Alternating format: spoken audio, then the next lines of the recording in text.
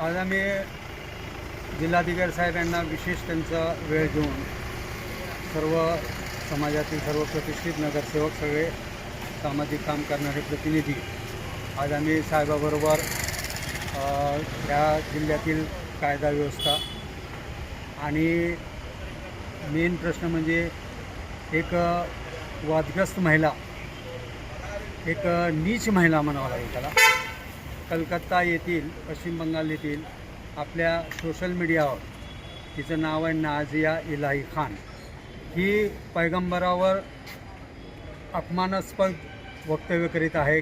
काय जी मला तर वाटतं ती वेडी झालेली आहे. असे अनेक वक्तव्य ती करत आहे.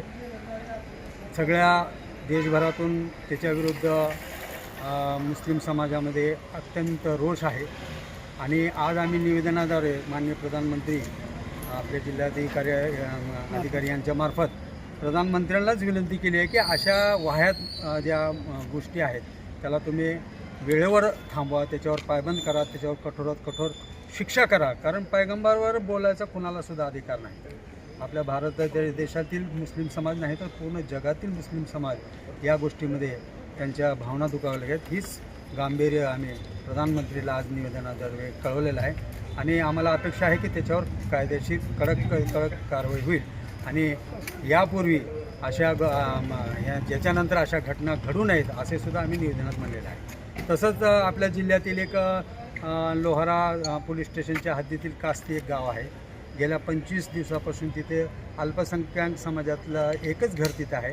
त्या अल्पसंख्याक समाजातील एक अल्पवयीन मुलगी शेजाऱ्यांनी, ज्याचं वय 30 वर्ष आहे, आणखी 1-2 मुलं आहेत, यांनी त्याला किडनॅप करून त्याला घेऊन गेलेले आहेत.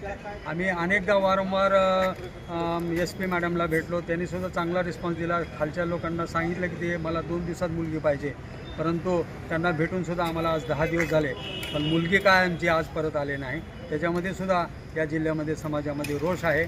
आम्ही कलेक्टर साहेबांना ते पण सांगितलं की बाबा तुम्ही SP मॅडमशी चर्चा करून जे तपास आहे ते तपास तुम्ही तिकडून काढून घ्या आणि LCB सारख्या संस्थेकडे ते तपास द्या, जेणेकरून ती मुलगी आमच्या लवकरात लवकर त्याच्या आईबापाच्या जवळ येईल आणि त्याच्या बाबतीत जे घडले असेल त्याबद्दल योग्य कठोर कारवाई त्या संबंधित व्यक्तीवर होईल अशी आम्ही साहेबांना चर्चा केली आहे. साहेबांनी SP मॅडमशी बोलून या गोष्टीवर लवकरात लवकर कारवाई करतो म्हणून असं आम्हाला आम्ही दिली आहे. संबंधित पोलीस स्टेशनला आपण तक्रार केली होती. संबंधित पोलीस स्टेशनमधून काय तर आक्षेपार्ह शब्द बोलण्यात आले, त्या संदर्भात आपण काय मागणी केलेली आहे? आम्ही SP मॅडमला सुद्धा त्या गोष्टी सांगितले की पोलिस तिथं नीट वागणूक देत नाहीत.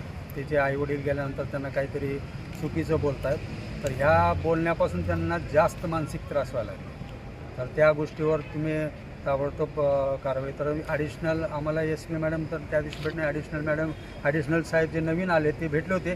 त्याने आमच्यासमोरच त्यांना त्या अधिकाऱ्यांना वगैरे बोलून तंबी दिलेली आहे, परंतु त्या गोष्टी गौण आहेत. आम्हाला आमची समाजाची जी मुलगी गेलेली आहे ती आम्हाला परत पाहिजे.